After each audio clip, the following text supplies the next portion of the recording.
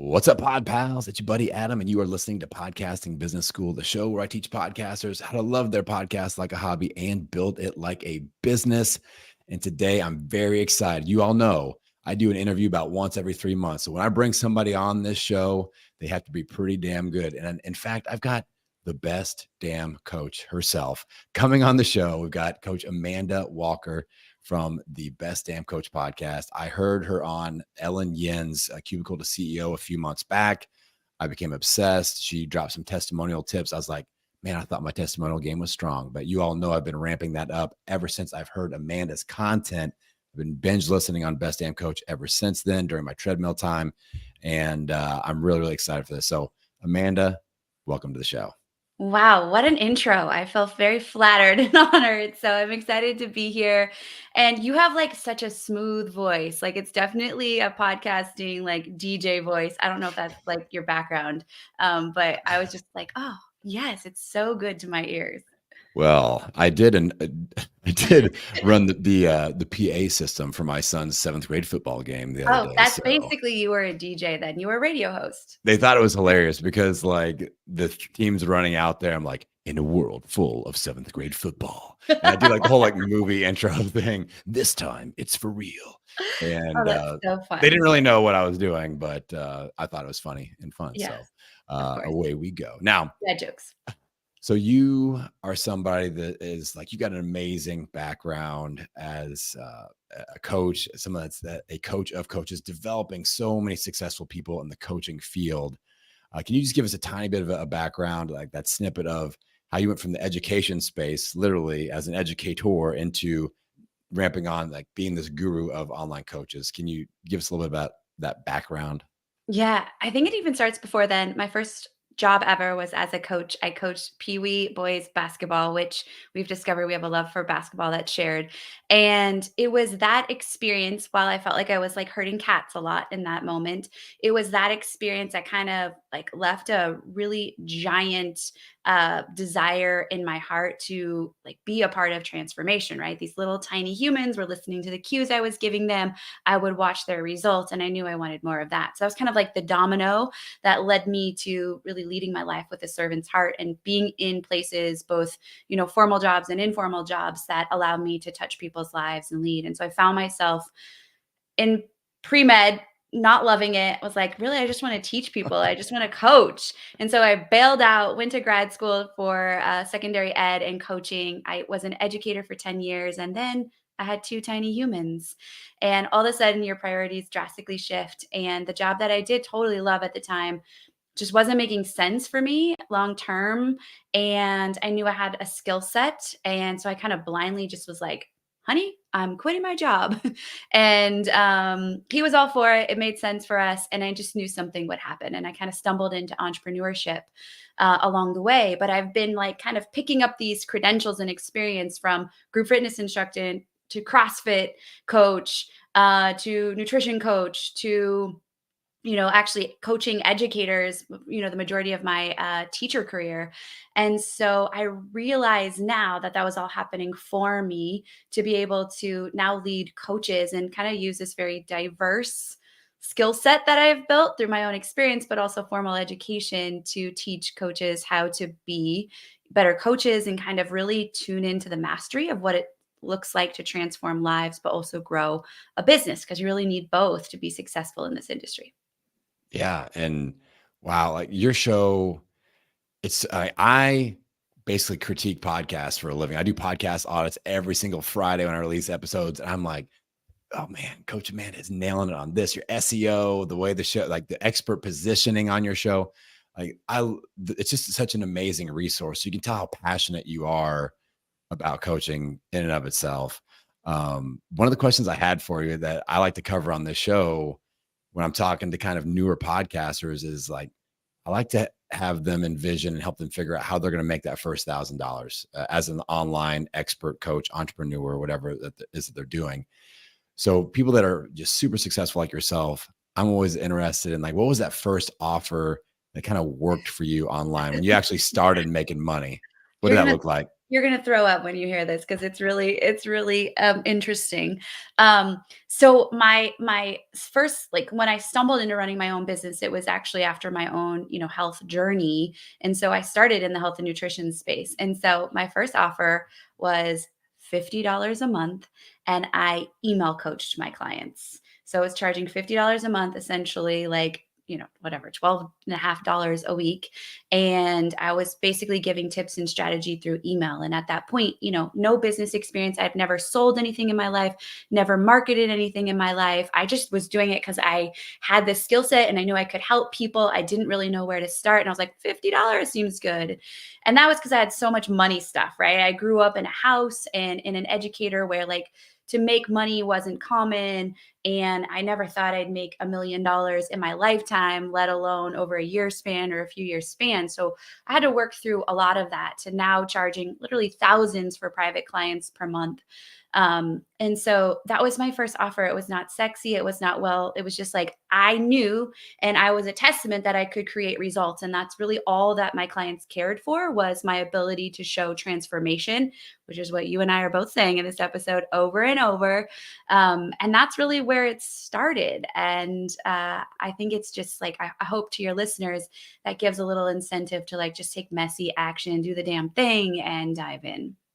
Yeah, and I call that, I'm a big fan of the movie Napoleon Dynamite. I call that a Napoleon Dynamite offer because you get home, you're like, "I just made $1 an hour," like Whoops. Yeah, it totally was. That didn't last long, I will say. A couple months, and I upped my monthly fee to 199. It hung out there for a while, and then it was just gradual progression up as I developed more social proof and experience throughout business. but that first $50, like, it feels great, right? Like, I talk about it on my show all the time. It took me 3 years to make $37 as an online marketer on podcasts. I used to own a gym. That was, like, where I came from, and, brick and mortar, doing great, but it took me 3 years of podcasting to figure out how to make any money online, because I didn't know how social media worked, marketing, email Yeah. funnels, what? Like, none of that. So, but that $37, I'll always remember, is this woman that bought an online course from me from Omaha, Nebraska, and I will Yeah. never forget that. I know my first client, and here's what I also wanna say, I can tell you her name, but the thing about it is we had such great relationship is that she actually came back to me when I started when I had pivoted into more business coaching. She's a physician, and which is funny, she was my nutrition coach client as a physician. They don't know anything, they're never taught anything in med school, Yeah. and she opened up her she wanted to build a concierge practice, and she wanted to leverage the online world, and so she reached back out to me years later, and that improve like the delivery of that service and just over delivering increases the lifetime value of your client, right? So they become your client again and again and Yeah. again. And so those beginning clients, I mean, they hang out and they come back because they see you from the beginning. And it's been a really cool, like, journey to watch that happen, over and over. Yeah. And I know you talk about your people, and like, obviously your testimonials speak for themselves, but when you see somebody online that they're giving testimonials of people that have been working with them for freaking years, that says something. Like, Yes, for they sure. see the value in what they're paying for.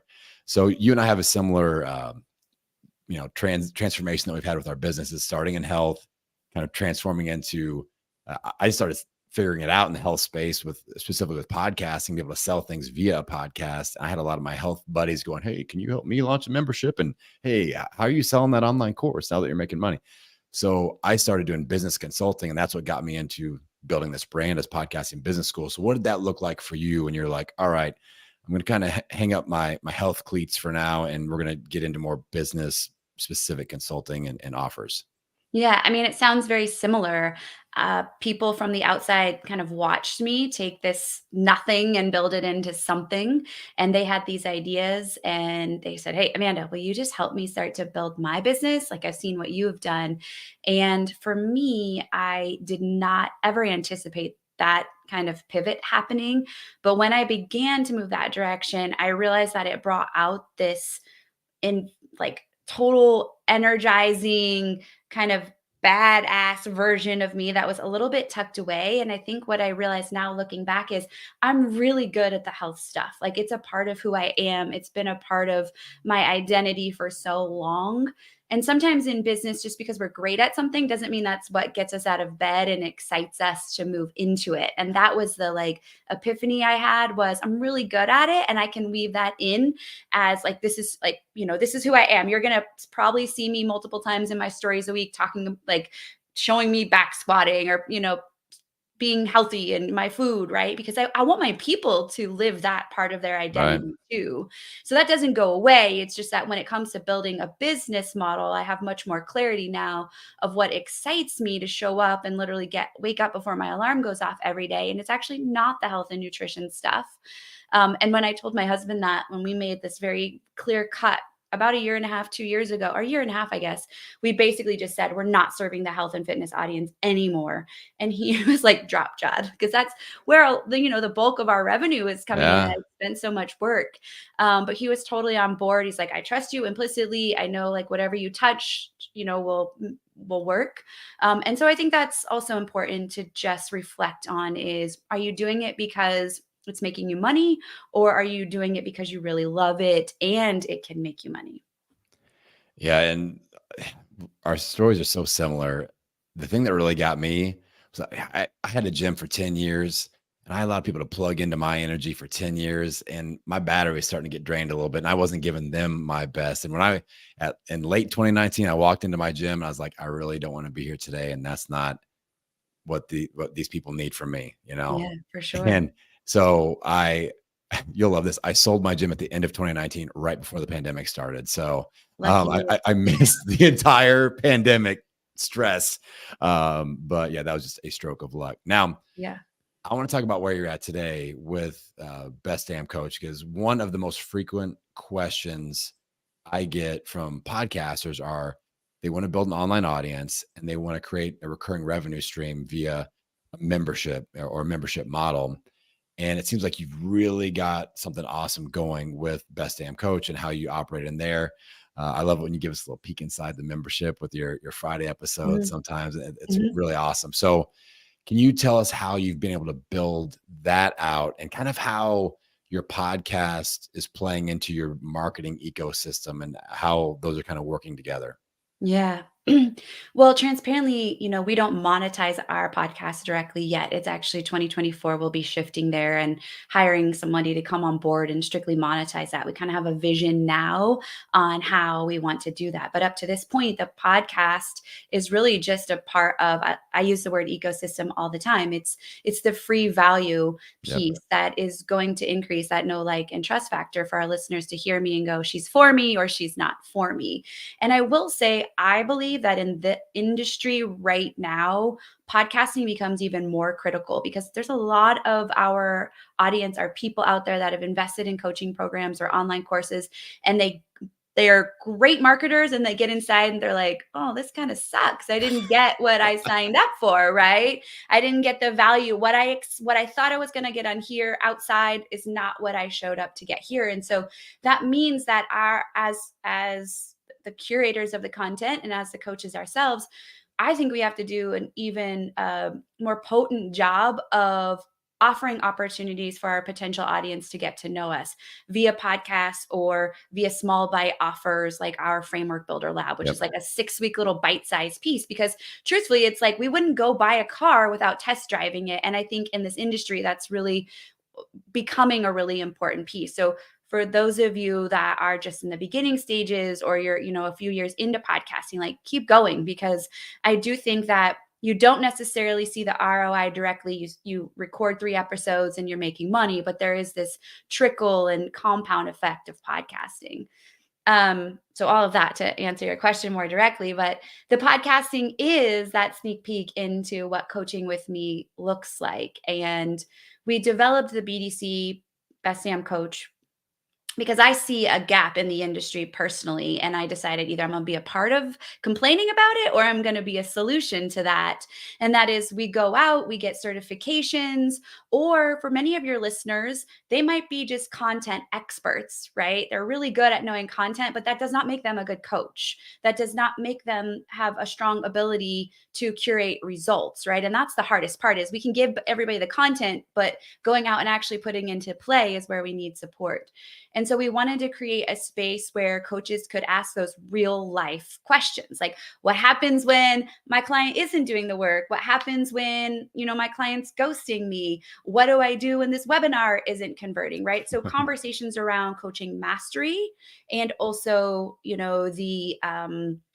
the art and skill of growing a business. And so we use the podcast to really invite our prospective clients to come into free training. So you'll hear me talking about our free training opportunities. We host a monthly workshop that is an organic paid opportunity. We also host workshops behind the scenes that are to a cold audience targeted by ads. But up front, we are inviting our listeners to come closer, right? Get to know me, come on a live workshop, hear me teach live. And then once they come into that opportunity, then we invite them to come deeper with me into the BDC, or we just keep inviting them into more workshops or behind the scenes VIP events that we do, so that eventually they see just there's so much value with Amanda that Yeah. why wouldn't I be a part of the community? Yeah. And honestly, Amanda, I'll respectfully disagree that you're not monetizing your show. I define podcast monetization differently. A lot of people are like, that equals sponsorship. I will not ever, well, I won't say ever, but I don't ever see myself having a sponsor for this show, because I can make so much more money by promoting my own programs, products, and services. Oh, for sure. Like Yeah, I that's, totally agree. And that's why I yeah, said direct monetization. yeah, I think a lot of people exactly. think you have a show and you're getting, it's like, yeah, Yeah. if you're on, different situation, but yes, 100% agree with you Yeah. there. And your show, I've got a rule that I promote to all my listeners. It's called Adam's 2/3 rule of expert positioning, which is, if you want to sell more of your own programs, products, and services, you need to be positioned as the expert of 2/3 of your podcast content, which you crush. Like we've never even met before. And you're crushing this rule where Well, thank you. solo episodes, the sneak peek coaching style episodes that you're doing. And yeah, you throw in some interviews in there too, but primarily you are the star of your own show. And that positions you as the expert. And that's why when I'm doing discovery calls and things like that, how did you find out about me? Oh, I searched podcasting tips on Apple Podcasts. That's how I found you. And like, we're monetizing by doing that, building expert positioning. And people are doing things like Best Damn Coach. Now, you mentioned the framework. I am obsessed with this topic because I think we agree that there are different levels of coaches out there. And the ones that really get shit done and really create transformative results, they have a process, and they've probably named that process. And it's like a thing they say, this is like I just said, my rule, my 2/3 rule, Yeah. content rule, like things like that. I'm big on that. And we can't just be like, I'm the coach and I'm the coach of everybody about all things and all this stuff. So you talk a lot on your show about developing a signature framework. Can you tell me what that means and why that's important for people that are wanting to grow an online coaching business? Yeah, I mean, I think you nailed it right away. Is if you think of every brilliant coach, they're known for a process or several processes that they guide people through. And that could be what I call acute frameworks, like something they can use in a matter of moments, or longer frameworks that you work through over weeks or days to create some sort of results. And a signature framework is a step-by-step method that is unique to you, right? It is, I think, kind of like your life's work packaged into this process. So it includes not only the formal education or certifications you might have taken in your life, but also your life experience, which a lot of people discount, and it's critical. And we take that the melting pot of all of those things, and we create that step-by-step process that helps position you as different from anybody else out there. If you think of, one of the certifications I have is from the Life Coach School. Well, there's, I don't know, thousands upon thousands of people that have graduated from the Life Coach School. So how does that make me any different than anybody else doing what LCS grads do, right? And so what I have to do to position myself as different is like distill down all that content that I have, used to guide clients to success, and begin to create a methodology that I can talk about, I can infuse into my content. And people start then associating that particular framework with your brand, and you kind of pop through as the expert in that particular space or in solving that particular problem. Yeah. And that same philosophy, like I apply that to podcasting all the time. Just thinking about podcast names, I'm like, when I see your podcast name, I want to know what it's about, who it's for, and let's see some dang keywords in there as Mhm. well. But like having that framework, not only is it just going to separate you out from the people that you're, quote unquote, competing against in your space, but you're gonna get better results because you have a process. That's not like, let's flip on the old Zoom and see what happens today, which a Yeah. lot of coaches do, right? Totally. And you go when you have a framework, you go from what I call the winging it coach, who just like shows up and does whatever, to being an expert coach, or in our world, the best damn coach, right? And Yeah. so that's the goal here. And let's talk about money. When you have a process, then it becomes scalable, right? Not only can I take that process from one to one, I could start using that process in a group setting. Potentially in a group setting, I could create a course, right? So it's actually setting you up for financial stability and greatness and passive income. But I think the problem in the beginning for a lot of emerging coaches is they don't believe that they have a process, or they're overwhelmed. They're not really sure how to organize that process and take all of that information and package it up. And that's where they kind of end up falling into, I just got to coach more people. I just got to coach hundreds more people. And then that will emerge. And that's just not the truth. Yeah. And you mentioned it earlier, but I'll make sure we mention it again. You've got an event coming up, a workshop coming up that people can kind of plug in and get a little bit of help from you on. You want to talk about that real quick? I'll link it up in the show notes as well. Thank you. I'd love to. Yeah. So if you're interested in learning how to build a signature framework, I host a workshop that does just that. And in less than 60 minutes, I'm going to walk you through some of the key elements that every signature framework should have. And no doubt, you kind of leave the workshop feeling confident and clear and ready to coach without feeling like an imposter, which is where so many coaches Mm, kind of land. yeah. So if you want to join me for that, you can visit amanda-walker.com/framework, and you can save your seat for that. And then, of course, we open up into a 6-week course, which is live, which is called the Framework Builder Lab, where I walk you through that process kind of hand in hand. You kind of just touched on it there for a second. Like, why do you think some people are nervous to be even call themselves a coach? It's like that imposter syndrome thing. Like, why do you think that is? I was all in. I'm like, yeah, I'm a coach. That's what I do. But some people that I talk to, they're like, I just really don't feel like I've earned it yet, or whatever. Like, how do you talk some sense into somebody like that? I think there's two primary, having studied this so much with my coaches, I think there's two primary thoughts that end up being kind of hurdles. One is we don't feel that we have enough experience, or that we're perfect enough or far enough along to really guide someone that, through a transformation, because we're like, well, I don't have my stuff all figured out myself, on my own. And to my response is, that's what I want in a coach. I want a vulnerable and transparent coach, not a perfect coach, because then I'm not sure that they relate. While hiring a personal trainer is valuable if they're 25 and have never had to lose 100 pounds, is fantastic. Hiring a personal trainer when I'm trying to lose lots of weight, who's also been on a weight loss journey, there Yeah. is an element of empathy and compassion and relatability that comes from that place that is unlike, the other. So I think there's a lot of value in that, actually. Oh yeah. And then I think the second reason people feel like an imposter is because collectively as a culture, we have this unconscious belief that there is a right way. And so we get stuck in that word right. And it's one of the most important, I believe, limiting beliefs to let go of, because there's not a right way. Like, there's a million different coaching certifications, all of them are right. There is, there's so many things in business. There's not one right business model. And so when we let go of the belief that there's a right way, it's a fast track to success. Love it. Love it. I always kind of try to encourage people. Like, the coach in me comes out. I'm like, listen, you're 5 years ahead of your ideal client right now, and they just want to know how you can get them there in 2 years instead of 5 years. Like, if you can do that and shorten the learning curve, you're a coach. Totally. By Yeah, golly, let's agreed. go. Totally. Now, okay, so we've been talking about best damn coaches. Let's talk about worst damn coaches for a second. What what do you see out there? Like, if somebody is like, all right, Amanda, I have been online on these online coaching streets for 2 years, haven't made any money at all. Let's get started. Help me. Like, what are the two or three or however many areas? What are you going to analyze first? Like, are you doing this? Are you doing this? Like, what mistakes are you seeing pop up that cause people to make $0 as a coach, or really not be earning what they should?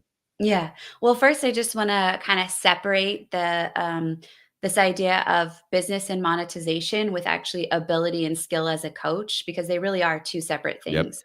You can be what I call the invisible coach, where your skill set is really high, but your entrepreneurship skill set is really low. So you are like a hidden gem that nobody knows about.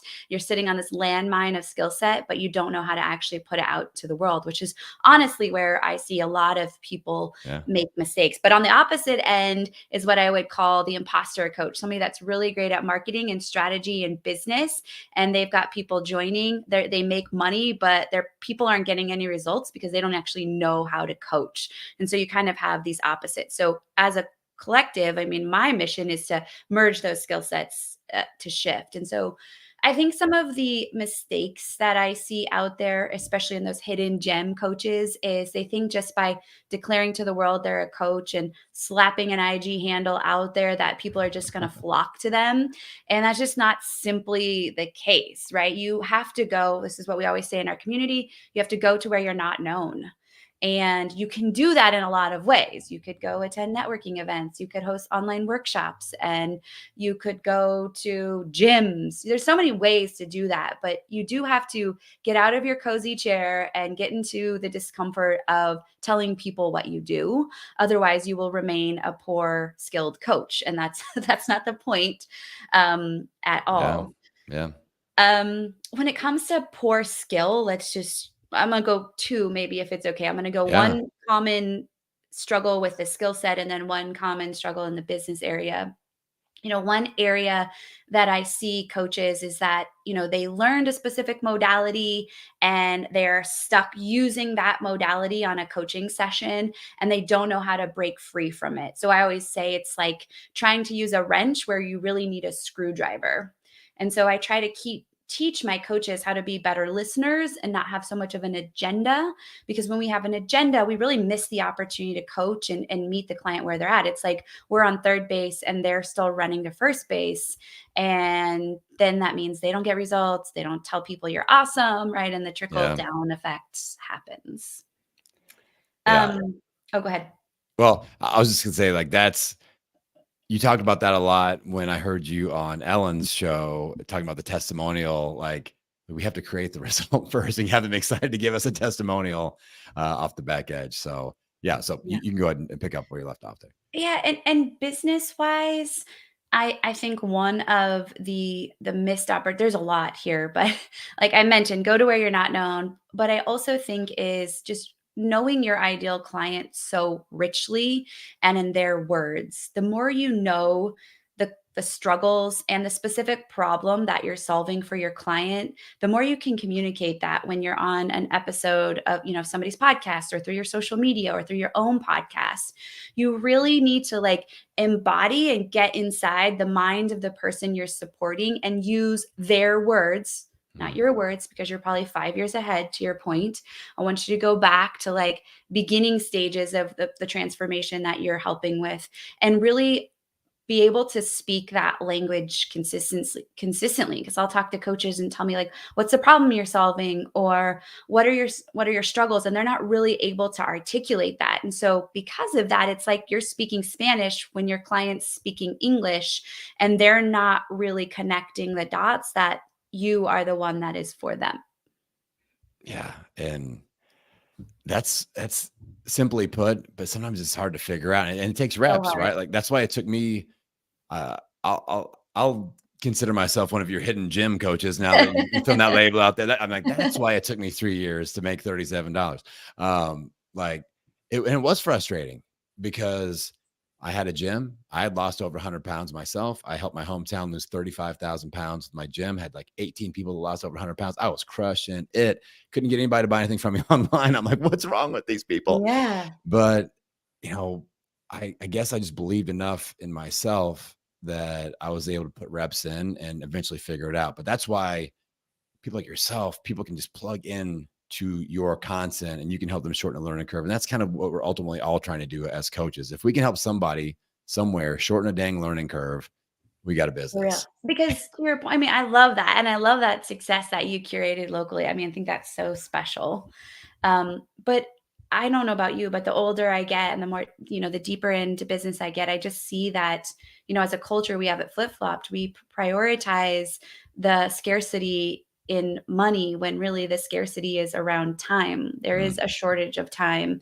And so if I can pay somebody in my world to get there faster, whether that's writing, writing for me, or, a mentor to teach me something, or come into our communities and learn how to do the things we're teaching faster. I'm like, I'm here for that, every single day. And as coaches, I also think we need to embody that. If we're asking our clients to invest in themselves so they can have more rapid transformation and we are not, that's something, often I talk about in the community is we have to model what we desire our coaches to model as well. And so, yeah, time over money every day. okay. Speaking of modeling coaches, this you just like leading me right into everything I want to talk about today. It's amazing, Amanda. You are a true pro here. Um, one of the big roadblocks that I see the people that I talk to that are podcasters, building an online audience, wanting to put a coaching offer out there, a consulting offer. They see people like myself. I've got a signature offer with a hybrid course and coaching, and they've got people like yourself with these, memberships with all these bells and whistles and things like that. But how simple can a coaching offer be? Like, if somebody's going to pay us, like, what do you feel like the deliverable could look like in the simplest form possible? Yeah, I mean, you heard my my beginning offer was $50 a month for email coaching. So I Yeah. think I think when you answer this question for yourself, you have to ask yourself like where you are in season of life and kind of what your goal is. But it's as simple as I'm going to coach somebody once a week on Zoom for 6 weeks and I'm going to start with the price, and I know this may not be where it takes me, but this price feels good for me right now, right? And it makes sense because I see a lot of people vacillating and their coach told them, no, it's worth so much more, but they're so afraid to say 1997 that they sit there for 1 year not saying any dollar amount. And so they make $0. Mm. I would much rather you say 297 for that 6 weeks as a starting place to feel what it feels like to gain some speed and momentum and confidence and curate results with someone, because that's going to show you in 6 weeks, like, oh, hell, I am ready for 497. And then that's going to show you 997, right? And you're going to build that. And so I am, I am not, we have an episode coming out soon why I am anti price formulas. I do, as a caveat, give my own solution to that, which isn't formulaic, but it's intuition meets like, some simple brain power. But, I think that the idea is just start somewhere, and that could be meeting your person at a coffee shop or hopping on Zoom or taking a phone call or email coaching, but just try it and then see how you like it, make adjustments, audit it, and then move forward. I can't wait to hear the price episode. I can't wait. I feel like that is such a confusing part of this online entrepreneurship space. And you talk about imposter syndrome. Oh my God. Every time I create a thing, I'm like, will anyone buy it? I don't know. And, You and and everybody. I mean, that's yeah, everybody, right? yeah, yeah. And I kind of came up with a little rule for myself that I don't know what you think about this, but I'm like, if I have a mid to high ticket offer and three people in a row go, yes, yes, yes, with like no hesitation, I raise the price a little bit. I'm like, okay, this is almost too easy of a yes. And I'm like, all right, I'll nudge it up a little bit and see how we go from there. And if it continues to go, then, I just kind of, that's how I progress my business. That was my little tripwire. If I get three, yeses, people are like no brainer, I'll just nudge it up just a little bit. Yeah. And I think that however you feel comfortable with the price increase, I did it differently in one to one. Where we're at currently in our businesses, we're really focusing on volume and social proof. And so, we have missions of running 500 people through the program until we do any price adjustments, just so we can like tuck as many, just keep making it better and better. And I think if I had to do it all over again, some of my personal errors in business, not that you asked, but I feel like it's just like top of mind. So I feel Yeah. like if I can help people listening, is I made a lot of money, but I did it by making a lot of offers. And so I was more like inch deep, mile wide, and I was trying to serve and deliver on all these things. My team was stretched. I was stretched, burnt out, overwhelmed. And so could I go like the business model I'm in now? Could I have, but I'm learning all that to teach all my people. Mhm. Um, And now we basically focus on one offer, one main offer, and then a small bite offer that feeds into it. And we're determined to just literally make it the best in the world. Like there's going to be no other program that has the client service and the over delivery and the love for our people that our program has. And that's what I'm holding my team to and myself to. And so that means I can't be doing a lot of other things because I have to pay such detailed attention to what's happening inside this community that I can't. And I mean, I've even slowly, closed my one-to-one coaching because I just see the vision for what's going ahead. And so yeah, one offer, make it really amazing, then adjust that price, do other things, make it better before you keep, adding offers, adding offers, adding offers, which is very tempting. I get Oh, it. yeah. I thought I was just going to say, I'm like, I have the Kajabi graveyard, as I call it. I'm like, all the courses that I've got that sold, three copies of or whatever. And then it's like, oh, and early days, I was just trying a lot of stuff and I was like, all right, that didn't work. Let's do the next thing. Let's do the next thing.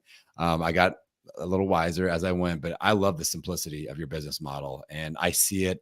I'm somebody when I really lock into a podcast, I'm like, all right, I'm diving into this thing. I'm looking at the IG, I'm looking at the website, the offers, and I'm just like, everything is pointing towards Best Damn Coach. I can tell that is the golden egg that you are protecting, and that is your baby, and you want to make it amazing. And all the marketing, all the expert positioning, all the testimonials, all that stuff drives right into that. It's very top of mind. And I think you're just doing brilliantly with the content that you're putting out, kind of just leaving breadcrumbs down a trail towards that with your show and with everything that you do online. So if you all want to see somebody doing it the right way, make sure that you follow Amanda on IG. It's A Walk My Way on It is. IG. Yep. I've memorized it because I've been studying, and we talk basketball. Like she's got a jumper. You guys wouldn't believe it. You got to see her shooting. I thought it was left-handed. I'm a fan of left-handed jump shooters, and my daughter's Sorry. left-handed. But the camera, she broke my heart. She's like, I the know, I'm camera was sorry. reversed. I had so many people like, "I didn't know you were a left-handed shooter." I was like, "Funny thing is I'm not." The camera flip, Yeah, and so yes. yeah. Yes. So it is what it is, but still impressive. But let's make sure people can get plugged into your world. You have so many awesome resources, great things coming up. But if you want to give, all the things, where should people come and hang out? Yeah, I mean, I think you already shared them. Thank you so much for the kind words. I love being on, hanging out with people on Instagram. So A Walk My Way, definitely there. And if you are interested in listening to the podcast, listen on any player, Best Damn Coach. And like I mentioned earlier, we are hosting an upcoming workshop October 24th. That is focused on how to build your signature framework. And you can find all of that on my website, amanda-walker.com/framework for the workshop, or just check the website out there as well. Yeah, get on that framework, y'all. I know a bunch of you listen to this show super early in the morning. I think this episode will be live on the day that that's going out. So Oh, perfect. get on that workshop, hang out with the amazing Amanda Walker, and she'll help you level up. So, And if you're a um, listener, since you guys are listening and the timing may be a little off, feel free to just DM me and ask for the replay. Let me know you heard on Adam's show, and I'm happy to send the replay so you can catch it as well. she put the DM alarm out there, y'all. My people are active, Amanda. You're gonna But find this I'll take out. it. I'd love to meet you. And you're great in the DMs too. Like we voice DM'd back and forth. We're both big believers in the voice DM. Yes. So that's yeah, we have got a lot of common business practices that we both implement. So my friend, I'm so pumped that you came on the show. I know you're super busy. You've been up since like 1 a.m. helping people across the world. But you spent, the last 45 minutes here with my pod pals and me. So I really appreciate it. Well, I'm grateful and so glad we could connect live. So All right, pod pals, you got a lot of homework, a lot of things to think about. Let's ditch that coaching imposter syndrome. Let's get out there and start helping people, y'all. And with that, I'm going to sign off. As always, wishing you health, happiness, and many downloads. I will see you next time.